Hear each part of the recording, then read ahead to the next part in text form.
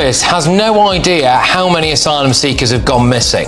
The Home Office has no data on a third of people. We've got so many illegals that we're running out of hope. The Home Office has no idea how many asylum seekers have gone missing. The Home Office has no data on a third of people. We've got so many illegals that we're running out of hotels. Over 14,000 lost illegals are on the streets. £2.1 billion have been wasted on migrant hotels. A 23% surge in crime has occurred. Police cordons collapsed, and in just 3 hours, the leaked statistics exposing thousands of lost illegals turned entire districts into war zones.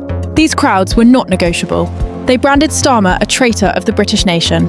At 6:10 p.m, wave after wave demanded the scrapping of the Human Rights Act, the law that effectively bans the deportation of illegals. Under its cover, migrants claim in court that they have suddenly become gay or converted to Christianity, arguing they face death if returned home. It is impossible to verify, and they are ruthlessly exploiting it. Starmer made his position sharply clear. Britain's laws are not up for repeal. I urge tolerance toward all communities. That statement became the death sentence for his career. At 6:24, a Stop the Boats faction began destroying a police van. Fresh units were immediately deployed to crush the rioters, but then hell on earth broke loose. At 6:41, fireworks were fired directly into police lines, painting the sky a blood-red colour. Debris cracked against helmets. The chanting stopped. All that remained was the sound of battle. The problem is that these lost illegals are totally invisible to the state. Thousands of machete wielders, sexual attackers and drug traffickers had no names and no faces in police databases.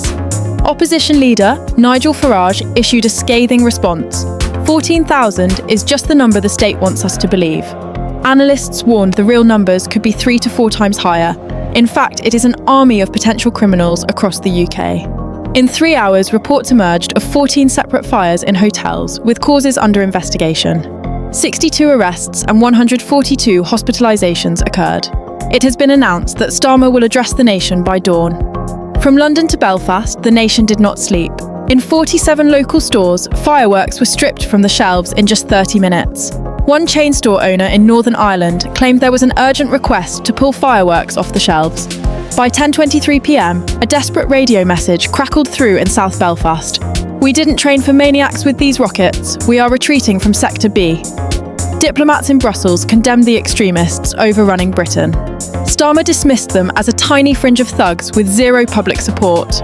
Simultaneously, mainstream media outlets pumped out headlines blaming far-right groups and urged the public to stay indoors. Calls demanding an immediate exit from the European Court of Human Rights were chanted across Stratford Street in London. Inside the Home Office, advisors were already whispering that if Starmer continues to gamble with this tolerance agenda, he could lose his premiership within days. Yet, at that very moment, 3 fresh boats packed with illegals were spotted breaching the Channel coast. In just 8 minutes, they had scattered into the coastal towns, vanishing without a trace. Suddenly, Starmer's address was pushed back by another 3 hours. Then came the news that threatens to drag Britain down to third world status. A red threat level has been declared online for women and children. In some classrooms, teachers were forced to draw up safe route maps, desperate to ensure students wouldn't stumble into a grooming gang on their walk home. A TikTok clip exploded with 6.2 million views in just 1 hour, featuring activist Tommy Robinson issuing a savage update. Right now, police platoons are arresting the lads. Yet, in this last hour alone, 5 machete attacks have struck across the country.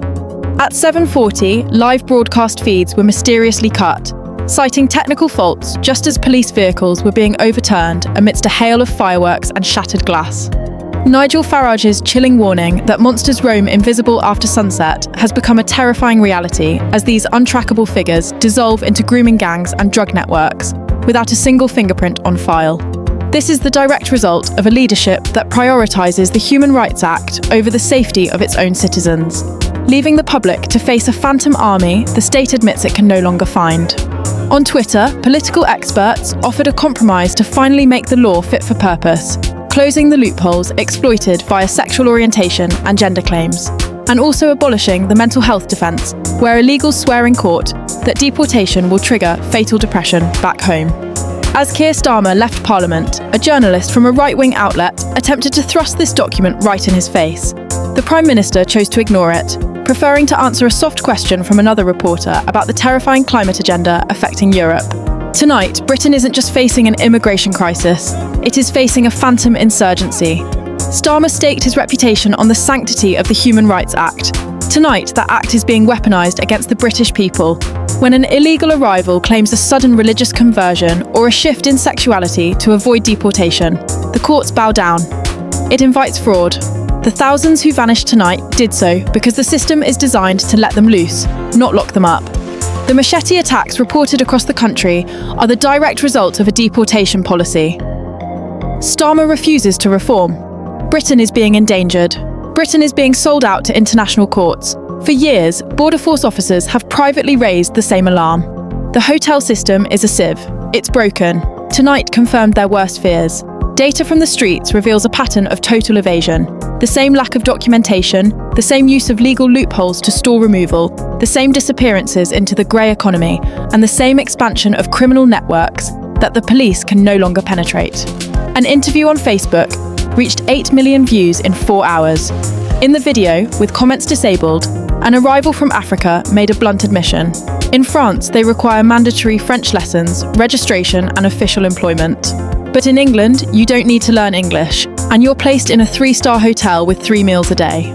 The 24-year-old masked man insisted that the British government is very tolerant and welcoming, which is why thousands risk their lives to cross the channel in small boats. The most terrifying fact is that Whitehall knows it. They possess the true figures. They know the 14,000 statistic is a conservative estimate. They see the phantom population swelling. But under Keir Starmer, every attempt to close these loopholes gets blocked by the same excuse. It violates their human rights. Britain used to be protected by borders. Now it is ruled by loopholes, fear of the European Court, fear of deportation tribunals, and fear of being called intolerant for demanding safety. Britain is witnessing a state-sanctioned disappearance. The decision to let 14,000 unvetted males vanish into the suburbs was not a mistake. It was a calculated surrender to the European Court of Human Rights. No fingerprints, no names, no histories.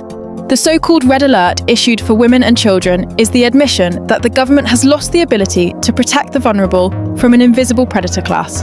Starmer believes that adherence to a foreign court is more important than the safety of a British street. He hides behind the human rights shield, while grooming gangs exploit those very rights to prey on local communities. A British pensioner who forgets a tax payment is hunted down by the state. An illegal entrant who discards his passport is allowed to dissolve into the night, free to establish criminal networks without fear of deportation. It is a two-tier justice system, where the law is a weapon against the citizen and a shield for the criminal. The courts are clogged with bogus claims of sudden Christian conversion and newfound sexual orientations, unchecked lies that paralyse deportation flights while the streets burn. Whitehall is terrified, not of the mob setting fire to hotels, but of the headlines if they dare to detain them.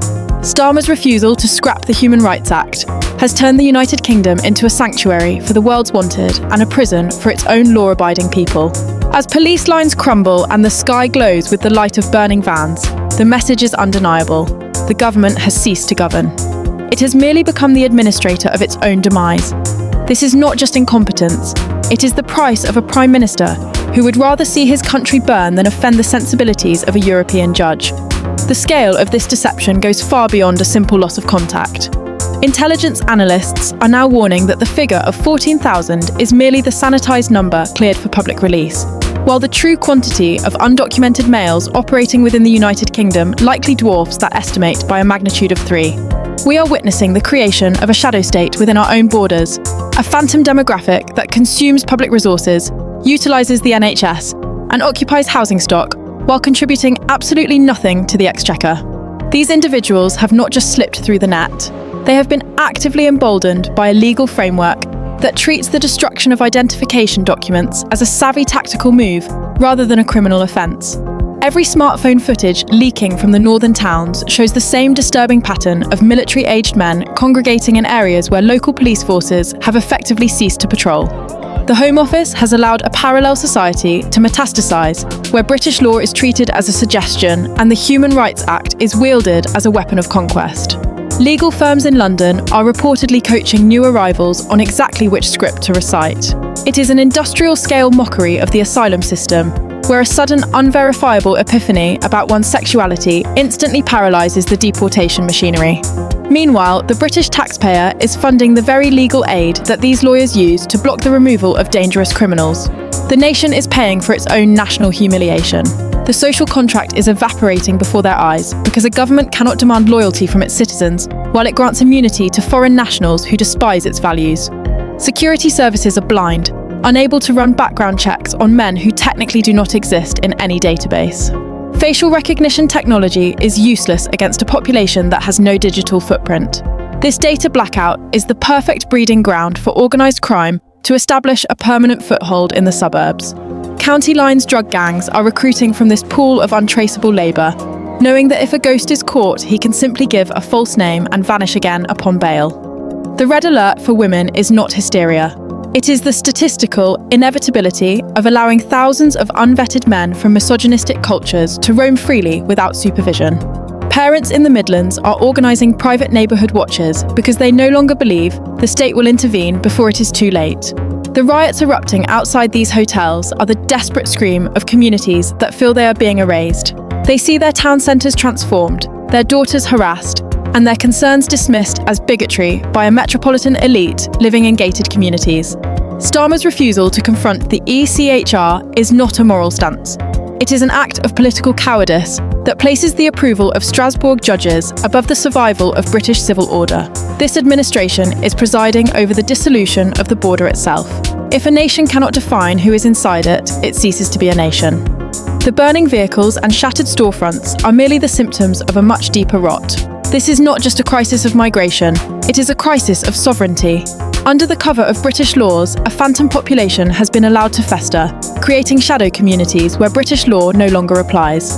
Machete crimes are rising, drug gangs operate with impunity, and the police are legally powerless to touch the men responsible because they have no names to put on a warrant. Even as the riots intensified and the chant of "Stop the boats" echoed through the capital, Downing Street was more focused on defending the European Convention than addressing the so-called Red Alert issued for its own women and children. This is how a country surrenders its future, not to an external army, but to a legal charade that prioritises the comfort of the criminal over the safety of the citizen. Starmer can plead for tolerance. The media can look away, but the 14,000 ghosts remain, and they are not leaving. Britain is now ruled by a class of politicians who would rather let drug networks expand than admit that the asylum system is being scammed by fake converts and economic opportunists. If these missing thousands were British business owners evading tax, the dragnet would be total and the arrests immediate. But because they are unverified arrivals exploiting a broken treaty, the government's instinct is not to find them, but to forgive them. The silence from Downing Street regarding the whereabouts of these 14,000 men is not just negligence, it is complicity. We are watching the industrialisation of asylum fraud, where legal firms are now effectively operating as travel agents for the underworld. They hand out scripts that turn economic migrants into persecuted victims within minutes of arrival. The Home Office has become a rubber stamp bureaucracy for bogus conversion claims that everyone knows are lies. Keir Starmer refuses to close the Christian convert loophole because he is more afraid of the Guardian opinion pages than he is of the gangs taking over British streets. This isn't just about immigration numbers anymore. It is about the total subversion of the truth. We have foreign nationals laughing at our judicial system, while British grandmothers are afraid to walk to the shops. The Red Alert warning effectively tells women that their freedom of movement has been cancelled to accommodate the unvetted arrival of men from cultures that view them as property. It is a surrender of public space. Entire neighbourhoods are being socially engineered without a single vote being cast. The police know that if they enter these new ghost enclaves, they will be met with violence that the political class will blame on community tensions. Officers are demoralised, knowing they are risking their lives to arrest men who will be back on the street by morning using a different alias. The biometric system is obsolete when the person in front of you has 10 different identities. We are funding our own replacement. Every penny of tax money spent on these lost migrants is an investment in the decline of British safety. The riots we see are the inevitable result of a social contract that has been torn up and thrown in the face of the working class. They see their history erased and their safety bartered away for the sake of international treaties written 70 years ago.